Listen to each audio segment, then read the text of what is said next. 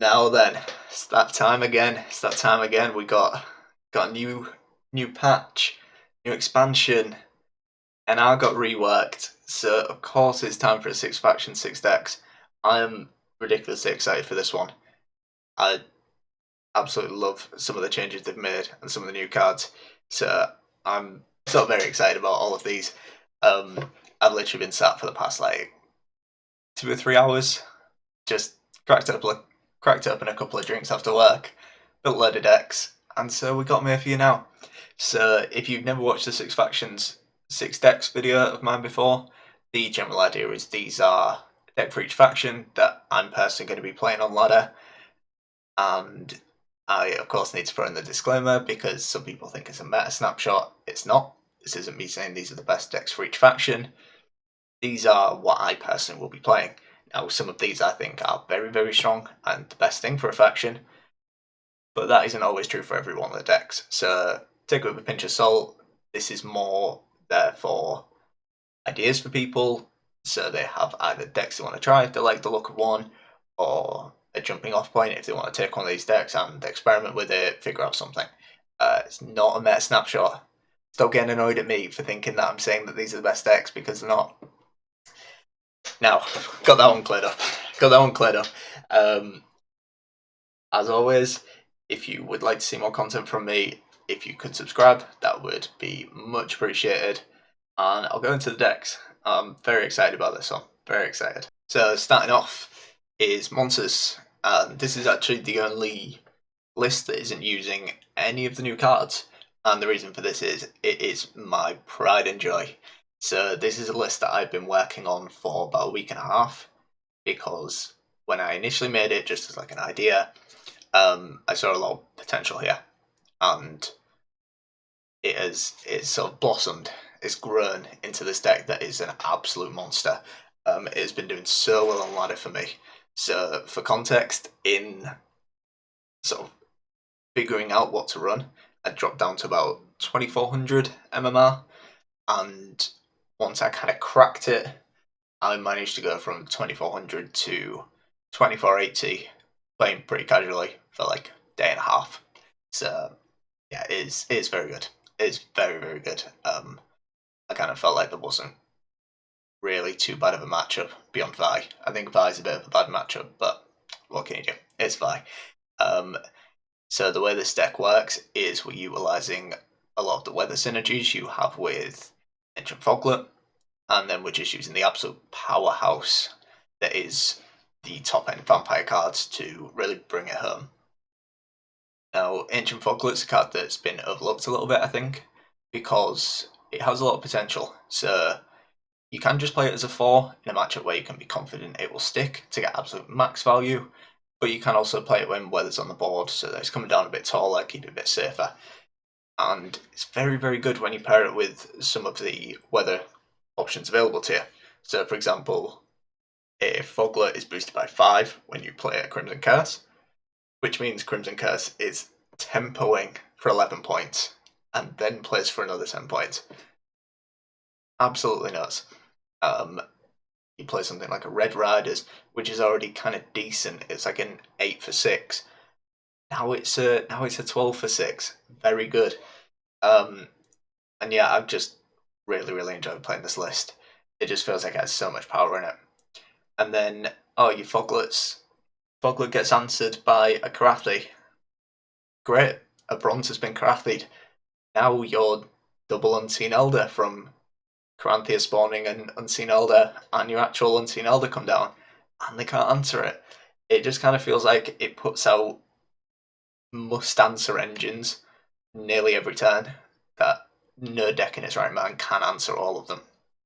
And yeah, I've been super pleased with this list. I would highly advise giving it a go because it's my child. It's my child. It's got a place in here forever. I've got to apologise for this one. The Nilfgaard list is very, very standard. It's a Masquerade Ball list. So I really saw the change to Imposter and I was like, okay, this'll work.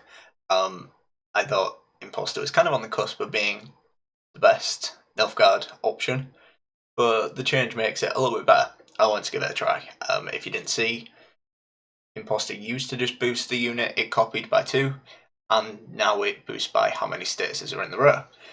Now, if you've played even one game as or against Nilfgaard, you know that 2 statuses on a row would be an underestimate when you can play an absolute ton of spies and you have a Fergus that can give spying to 3 units. So, yes, very, very strong. And then you have Vanamar to kill whatever you imposter.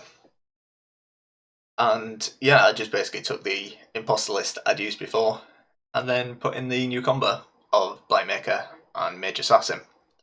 And I won't go on like too long talking about that combo because I think it's been played to death a little bit. But a kind of TLDR for it, it's incredibly strong. Anyone telling you that it isn't is wrong. And I don't think it's broken there. I think it's more the direction that bronzes should be going in the future. And I think it's the best thinning option available in the game right now that literally makes Hunting Pack and Imperial Brigade irrelevant in everything but a hyper thin deck. So yeah, I do think that Nilfgaard has, although it's not had many changes, has got a nice little bit out of the expansion, even if the gold cards it got weren't all that good. I think these 2 cards alone are enough to basically boost the power level of Nilfgaard. So yeah, this deck feels like it's going to be a little bit scary. Next up, we have Northern Realms. So this is a siege list that I've been using for quite a while, but I've kind of tweaked with NR basically being like more or less completely overhauled to try out some of the new cards, basically replace some of the stuff that has just straight up better counterparts now. So general idea is we are just got absolutely stacked top end with Siege, War Elephant, Varaxis, Shani, and Pincer. God, every time it's a tongue twister. Pincer Maneuver is very, very good because it gives you the consistency that Devotion NR has never had, in that you are just not going to miss your cards anymore. And even better, it now pairs with Istrid, really, really nice. So Istrid draws a card, puts a card back. If you drew a unit, boosts the unit by 1. If you didn't draw a unit, it boosts himself by 1. And this boosting effect will also work if you use Pincer Maneuver while he's on the board. So it seems like a kind of natural inclusion. Adds more consistency and plays for above his provision points. So seems good. You play Natalis, which is a 2 for 8 for the consistency. So playing what is potentially a 9 for 7 for consistency sounds like a good plan. But yeah, we're doing typical Northern Realm stuff of jamming our cards, praying we get more points than our opponent. And a lot of time you will, because Shani's very, very good with the change. So now she plays a bronze Northern Realms unit from your graveyard, but has a cooldown of 7. And a card like Varaxis resets that order. So you can kind of do it without having to wait 7 turns. And let's say Shani gets answered, then you just do it with War Elephant instead. War Elephant boosts himself by 8 again. So yeah, deck looks very scary. Deck looks very, very scary. And I think Siege's position as one of the worst scenarios, if it performs as well as I think it's going to, will definitely be put into question. Because like even the card itself has had the change where now Battering Ram is no longer literally just a 7-point card. It works like a pseudo Treant Boar with the damage aspect. It's basically a 1.5 points a turn engine, which is pretty good. Pretty good.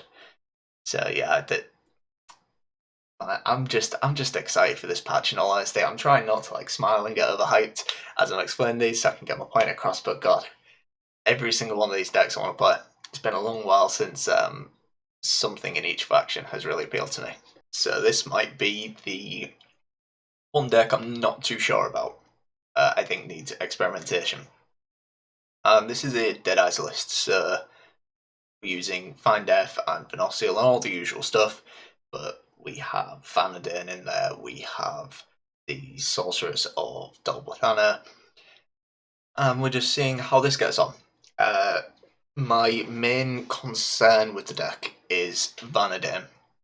So what this does is it puts 2 cards from your hand back in your deck and replace them with Waylays, and when you use Waylay, you spawn a Deadeye, which seems very good. It turns Waylays into 9-point cards, and it sort of represents an engine on the board, and seems like it should synergize really well. But my one concern is it can be a very bad card because of the fact that you have to do this. If this was like an order with Zeal, and you didn't want to do the Waylays, it would feel a little better because say you get to round 3 and you have, let's say, 4 cards in hand, and you have Vanadin, Venosiel, Gezerus, and Aneromancy. You do not want to play that Vanadin because not a single one of those cards do you want to put back in your deck, and that is my kind of concern with the card. Is it's a lot of provisions, and there are definitely scenarios where it's literally unplayable and you do not want it. But regardless, I'm going to try it and we'll see how it gets on because it seems pretty good. I really like playing Deadeyes. I think it'll be pretty strong. The Sorceress of Dolbothana also seems like a pretty fun card. So, because it's 4 power, basically what it's going to do is you have a guaranteed pick when it's at 4 power of Dryad's Caress, Tempering, and Making a Bomb. And if you boost it any amount, it'll play like a Waylay, a Nature's Rebuke, or a Circle of Life are also sort of added into the pool. So provided it doesn't get damage down, it's pretty good. It's pretty good. Now we do have a single Tempering in there, and we're also running a Teleportation. So this card, if you haven't seen it, resets the power of a allied unit, but if it's a bronze, it'll replay it. And the general idea was like, there's kind of some bronzes that we wouldn't mind replaying, whether it's for the deploy effects, whether it's because we kind of want them coming down again. It seems like it's kind of good because it gives us a lot of almost like tech power, if that makes sense. Because we have a Purify that we could just, play again. We can play the Sappers, for example, bounce that back, play again, got another Purify. Let's say the Sorceress has been used, we can bounce that, play it again. Something like a Fire Officer is decent, plays a 7, because if you have like the other one down, for example, we can play the second one with the bonded ability and then replay it for that extra 4 boost. So, I mean, it's probably a little memey. It's probably not the best card to be running in that spot, but it's new, it's shiny, it appealed to me, so it went in the deck. But I think I'm probably going to be trying this deck more or less when I'm finished editing this video, because it seems kind of fun, and I really, really like Deadeyes, just as an archetype. It's a bit off topic, but I've been really happy seeing the whole like Venosiel Find Death on ladder, because I've always really liked Find Death. I've been playing this deck for quite a while, so nice to see it enter the meta a little bit. So we got some absolute gifts for Skellige in the form of Fulmar and Bride of the Sea, and it just seems like my kind of cards, basically. So back in the day, I absolutely loved a bit of dagger and Wild Boar of the Sea and all that nonsense to get a ridiculously tall dagger, and it just gave me that sort of nostalgia flashback of just playing Skellige Storm with your dagger on the board and it just boosting itself up so tall. It's a beautiful thought. It's a beautiful thought, and to think that I could get that back, means so much. Means so much to me. And that's what we're trying to emulate here. We have a load of alchemy cards. We have a load of rain. We have a load of cards that synergize with rain and damage and things like that. And we just pray that it's enough. What we want to do is be using Dagger behind a Covenant in round 3. As that weather ticks away, Dagger gets boosted ridiculously tall. Nearly every unit on your opponent's side is going to be damaged, so Wild Boar of the Sea kind of comes in and cleans up. We also have lots of nice little cards that synergize with our alchemy cards. So we have like Chroma there. We've got the, I always forget the name, the Clan Priestesses, Preachers, who are going to get boosted by the alchemies. And another nice little card is the Melusine, I want to say Cultist? I think Cultist. Melusine Cultist, who 3 power, 1 armor, if I remember right. And if there's rain on an enemy row, he will boost a unit to the right by 1. If there's storm, boost either side. Also has the order to spawn rain. And because we're running that many cards that are going to spawn rain, very rare that we're not going to have rain active in some way. So it's basically a Temerian Drummer. And it's pretty nice to kind of keep units alive, or just naturally tick as an engine that kind of needs answering. So it seems pretty good. Another nice little thing to notice is Bride of the Sea. So Bride of the Sea has the potential to just straight up replay Sigdrifer's Right. If you get down enough rain, which when our leader plays rain, and we have rain generators, that's not too hard to do. So 2 Sigdrifers sounds pretty good. And you can get your Covenant back out. So your dagger gets answered by anything but a banish. You can just play him again. Say, alright, you had your toll removal once, have you got it again? Which means poison isn't as scary. So yeah, I'm not crying, just waving my eye. I am very happy about this, but no tears yet. No tears yet. And finally, to bring us home, to round it out, it's Syndicate. I don't know why that took so long to come to mind. And it's a collusion list. So I was using collusion quite a bit last season because I've been saying until I'm absolutely blue in the face, collusion's a good card. Collusion is a very good card. Even if you don't meet all the criteria for it, still plays as a pretty decent 10-point card. 10 provision card, sorry. Plays for more than 10 points. 99 times out of 100. And really what I've done here is I've just spiced it up after a few of the changes and with the new Witchfinder card. And the reason I kind of like this was I was looking to get another cut up in the list, and being able to put in a Horse into Freak Show means that you can play your Witchfinder, spawns 3 coins on the board. Your opponent's tallest unit gets a bounty, and then you can play your Horson, say, you know, you had like 7 coins, so you got to 9 coins, you can ping away for 9 damage, and ping away for 8, sorry. You can use the 3 coins that the Witchfinder spawned to get the last 4 damage, which means that you have a reach of killing a 12-point unit, which will then completely refill you again with coins, and then you can just go again. It seems very, very good. It also means that with the sort of adding the bounty kind of thing, Horson is also very, very good. I mean, he was already good, but now he has the reach to kill a 9-point unit, which a lot of the time will be the tallest your opponent has. It just seems kind of good. Collusion was already pretty good, and I think these tweaks will definitely improve it. I've also put in Passiflora Peaches instead of Beggars because you kind of need those Blind Eyes, and Beggars kind of felt like the weakest cards in the deck, but you were kind of running them because you needed to. Whereas Passiflora Peaches, they're a nice little engine. They're a nice little 4-point engine that, you know, Horde 4 isn't too hard to hit. I think they're reasonable enough to play. So that's it for the decks. I mean, I should probably explain collusion actually, shouldn't I? I mean, the way it works is you want to get all your different gang categories down, and it's better the more you play. And we have Blind Eyes from the Peaches and the Street Urchins. We have cut-ups in the form of Horson and Horson's Freak Show. We have Tide Clerks from our leader ability. And then we have Fire Sworn from Jox, because Jox spawns 3 Fire Sworns. And finally, it's Crown Splitters. And we have Ferka, who is the one who's going to be tutoring out the collusion. So if all that goes off and there's no stupid things like it hitting armor on the tallest unit or anything like that, it plays for 22 points. Plus it's a crime, so it'll proc Intimidate on your Siggy. So potential to play for like 23 points, which is kind of good. 23 points for a 10 provision card seems pretty good, although it is very situational. But even if it doesn't play for full value, you really only need 3 gang categories to be happy enough with the card.